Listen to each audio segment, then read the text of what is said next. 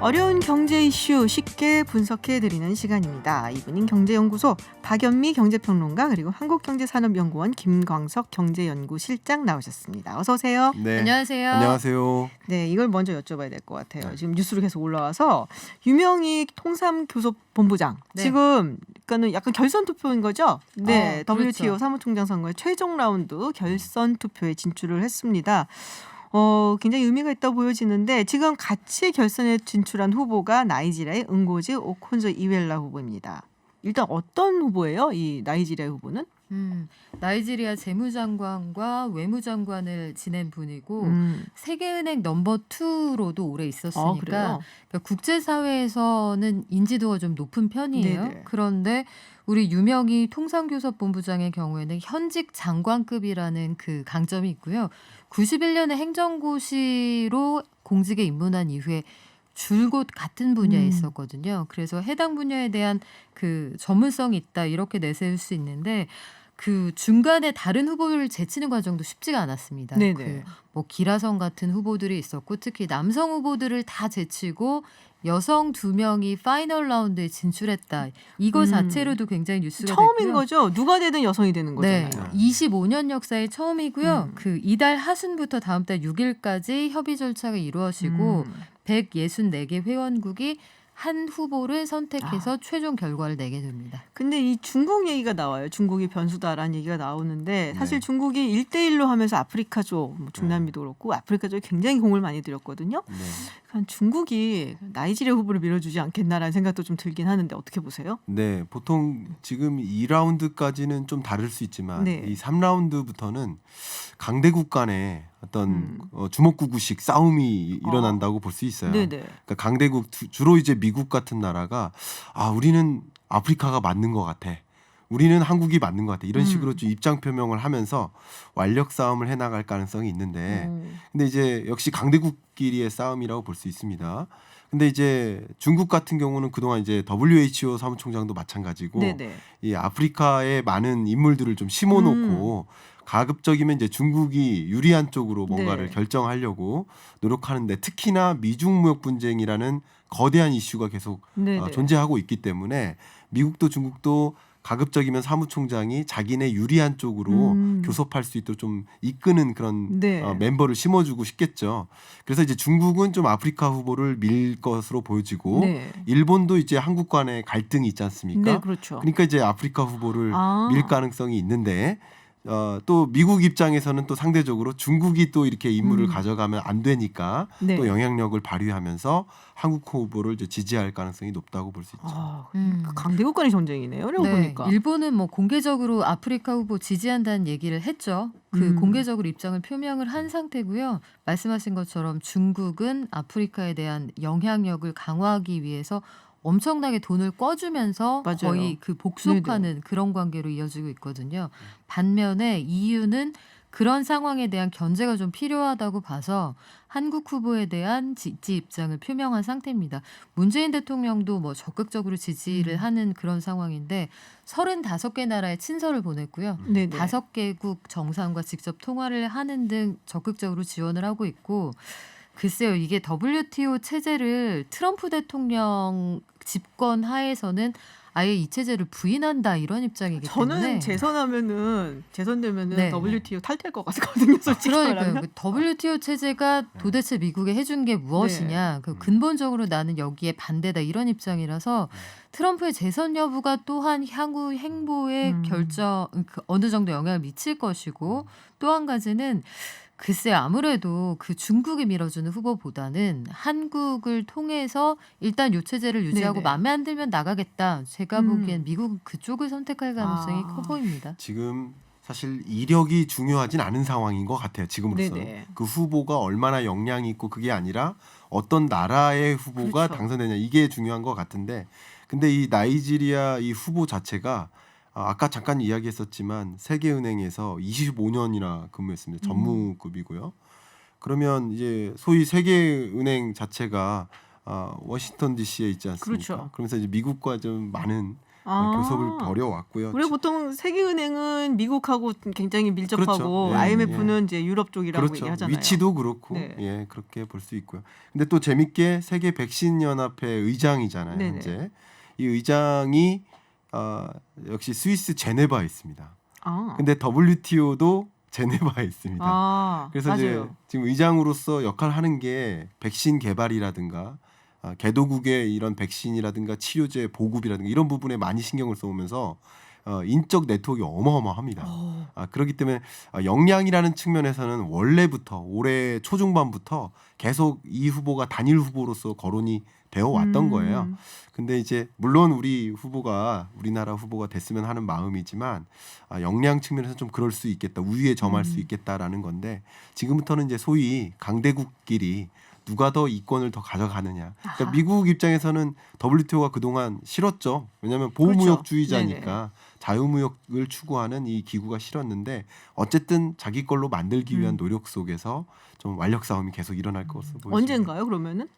그러면 11월 6일까지 진행을 하게 되고요. 네. 최종적으로 어떤 후보가 사무총장이 될 거냐 이 결론은 11월 7일 전까지 7일 전까지. 가능하면 7일까지는 결론을 내겠다는 계획입니다. 대선이랑 오묘하게 겹치네요. 네. 알겠습니다. 오늘 주제 이야기를 좀 해보도록 하겠습니다. 세계 반도체 시장에 굉장히 중요한 이슈가 등장했다라고 하는데 어떤 이슈인가요? 네. 중국 반도체 업체 SMIC 풍전 등화다 이런 얘기가 나오는데 미국이 다시 중국을 겨냥한 고강도 제재를 벌이고 있거든요. 화웨이에 이어서 중국의 파운드리 업체, 그러니까 파운드리가 반도체를 다른 회사 걸 주문을 받아서 OEM으로 납품하는 회사거든요. 네네.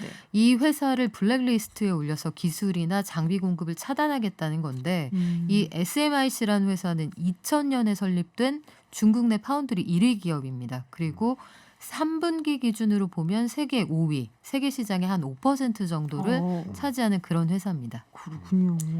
두 번째 이슈가 이제 엔디비아 네네. 건인데요. 일단은 제가 반도체 산업을 잠깐 말씀드려보고 싶어요. 네네. 반도체 산업 가지고 왜 되게 얘기를 해야 되는지. 복잡하더라고요. 그게. 근데 반도체 산업 자체가 네. 너무 중요합니다. 우리 경제에서. 우리나라가 소위 수출로 먹고 사는 나라다 이렇게 네네. 표현하잖아요. 근데 반도체 수출이 우리 전체 수출의 몇 퍼센트나 차지할까요? 굉장히 많다고 네. 늘었어요. 대략 20% 네. 정도 조금 안 되게. 네네. 2019년 기준으로 17%고 음. 최근 이제 9월 달 통계가 얼마 전에 나왔는데 처음으로 반등했는데 이것도 반도체 덕분이라고 볼 수 있어요. 반도체가 19점 몇 %예요. 네네. 그러니까 이제 반도체 수출이 우리나라 수출을 좌지우지하니까 정말 중요한 산업이에요. 투자 관점에서도 설비 투자의 거의 20% 차지하니까 자동차랑 비교하면 자동차가 한 7.9%밖에 안 되거든요. 그러니까 자동차가 2, 3위 정도 되는 네네. 품목인데 이 반도체 하나가 얼마나 그러니까 큰지 2위랑 굉장히 차이가 많이 나는 엄청나게 얘기다. 차이가 나요. 이렇게 중요한 산업에 지금 소용돌이가 불고 있는데 네. 지금 박연미 평론가님께서 너무 잘 지적해 주셨듯이 이 화웨이 때리기 이슈가 계속 이어지고 네네. 있는데 또 하나 이슈가 엔디비아가 엔디비아. ARM을 인수하는 거죠. 이거는 세계 공룡 반도체가 생긴다. 이런 뜻이라고 볼 수 있거든요. 예, 또 구체적으로 좀 이따 이야기 나누겠지만 굉장히 중요한 이슈가 생겼다라고 볼 수 있죠. 그러니까 중국을 이제 때리는 거는 알겠는데 이 반도체 관련해서 미국이 네네. 그래서 가장 이제 우리가 잘 알고 있는 게 중국 때리기 하면 생각나는 데가 딱 화웨이거든요. 네. 그렇죠. 네. 자, 그럼 화웨이 이야기부터 좀 나눠 볼게요. 네, 요새 어때요? 진짜 언젠가 벌써 좀 된 것 같은데요. 화웨이를 이제 뭐 블랙리스트 올린 거야 뭐 예전부터 올렸었고 네네. 거기에다가 뭐 미국 기술이라든지 이런 걸 이용해서 뭐 공급하지 말라고 의미해서 우리도 사실 뭐 그래서 이거 타격을 받느냐 그렇지만 장기적으로 나을 것이다라는 얘기를 제가 박연미 평론가한테 들었습니다. 네, 일단 두 가지 측면에서 네. 볼 수가 있어요. 화웨이의 경우에는 세계 주요 전자 장비 업체들의 아주 큰 큰 고객입니다. 해서 미국이 화웨이하고 거래를 못하게 할 경우에 당장은 판매량이 좀 줄어들 수가 있어요. 네. 그렇다면 단기적으로는 타격을 받는 회사들이 있을 거고 그래서 화웨이를 때리거나 앞서 말씀드린 SMIC를 때렸을 때 미국에서 여기에 뭘 많이 갖다 팔았던 회사들의 경우에는 주가가 떨어지는 현상이 나타나기도 네네. 하거든요. 근데 장기적으로 보면 어차피 중국은 자력갱생하겠다 기술 굴기를 선언한 지 오래되었고 그렇다면 중국의 기술력을 위해서 지적재산권을 침해하거나 사들이는 방식으로 커가는 그 시간을 발목을 잡아줄 수 있는 힘은 미국만 가지고 있거든요.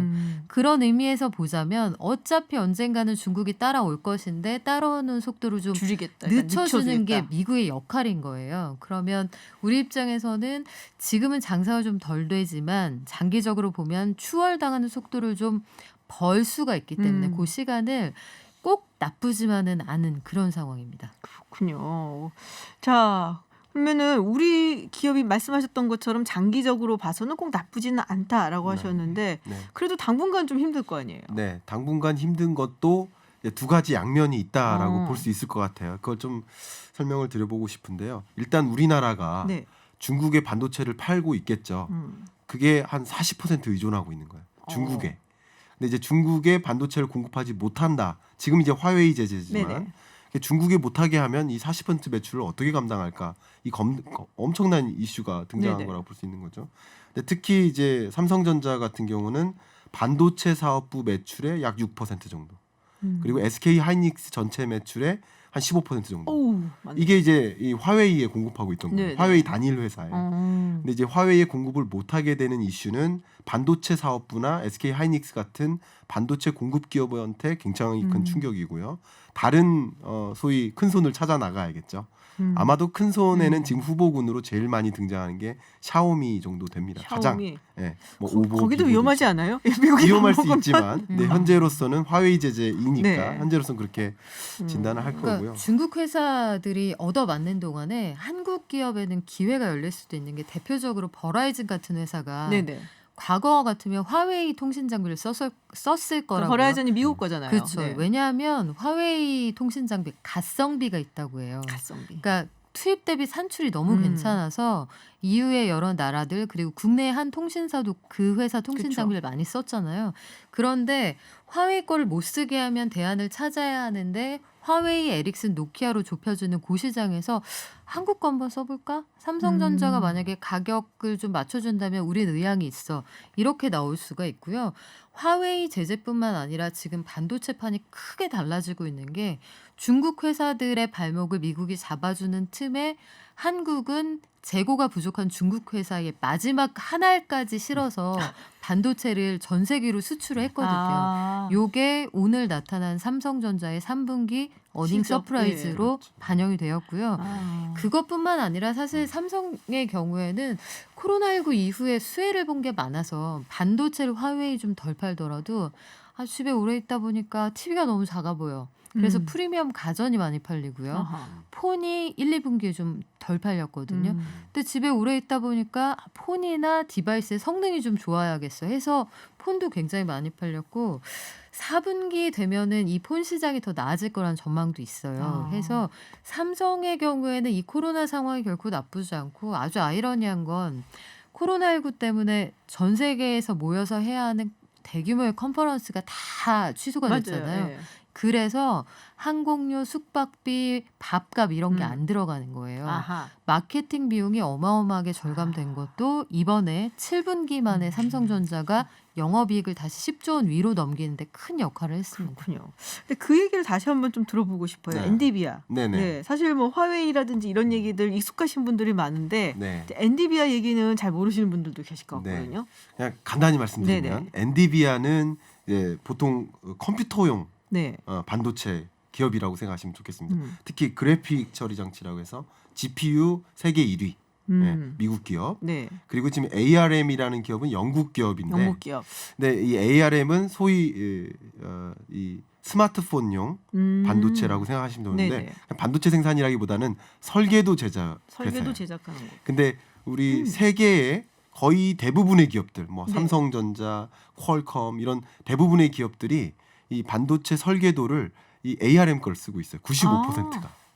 근데 지금 이 ARM이 하고 있는 비즈니스 뭐냐면 설계도 주고 로열티 받는 방식이에요.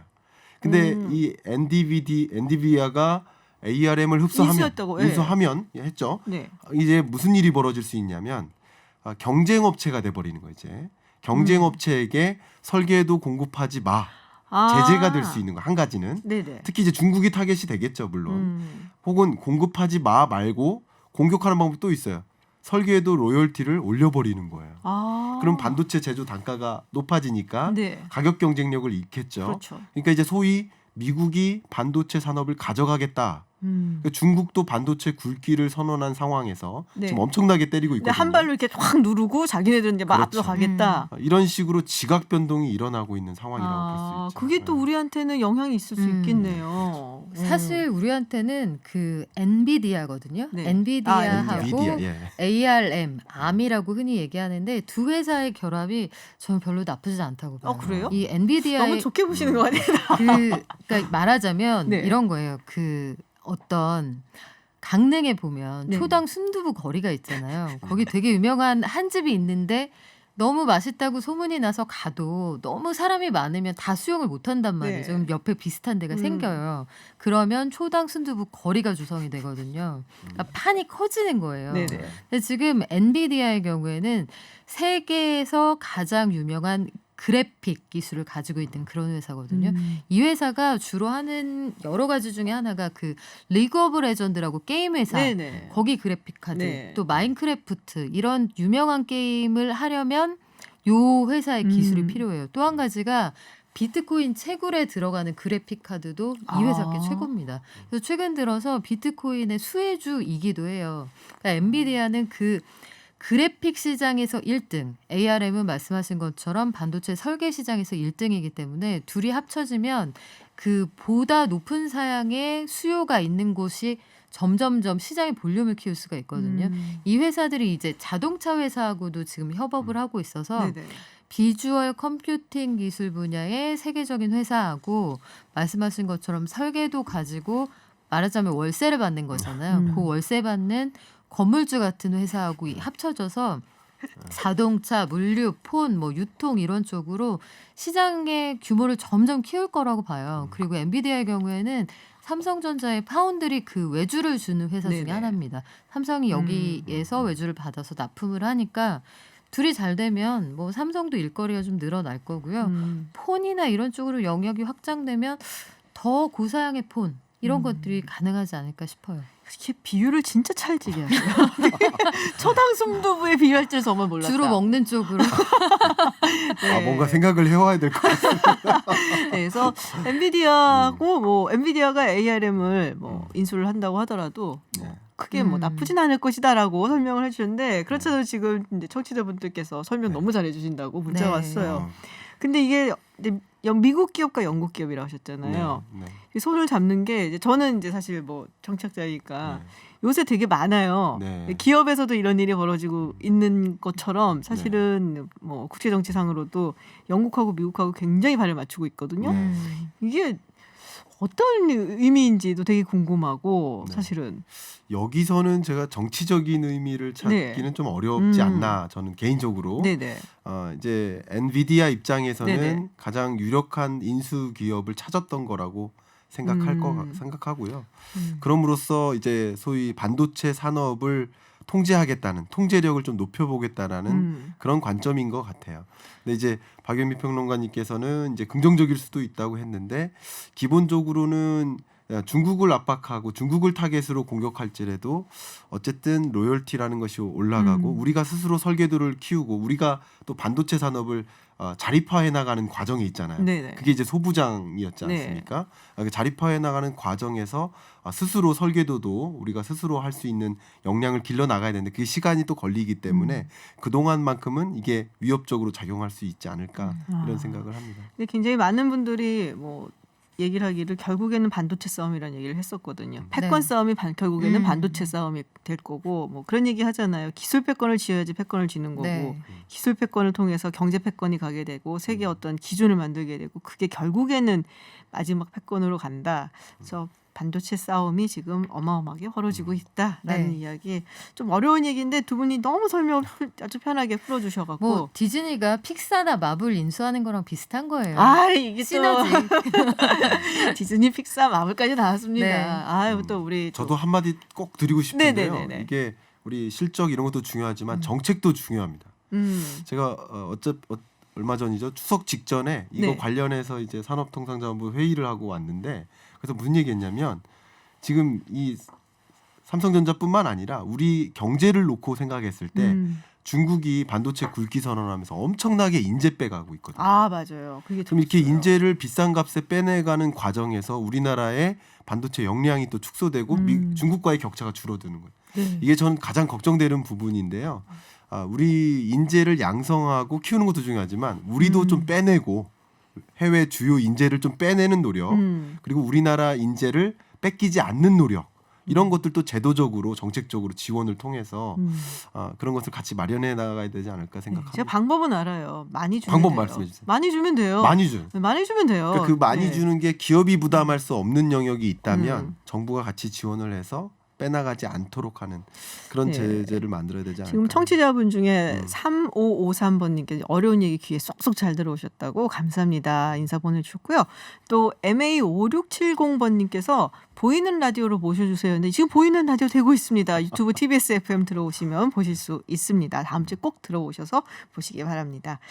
네, 오늘 어려운 경제 이야기 나눠보는 이분인 경제연구소 정말 쉽게 다 풀어주신 우리 박연미 경제평론가 그리고 한국경제산업연구원의 김광석 경제연구실장과 함께했습니다. 고맙습니다. 네, 고맙습니다. 감사합니다.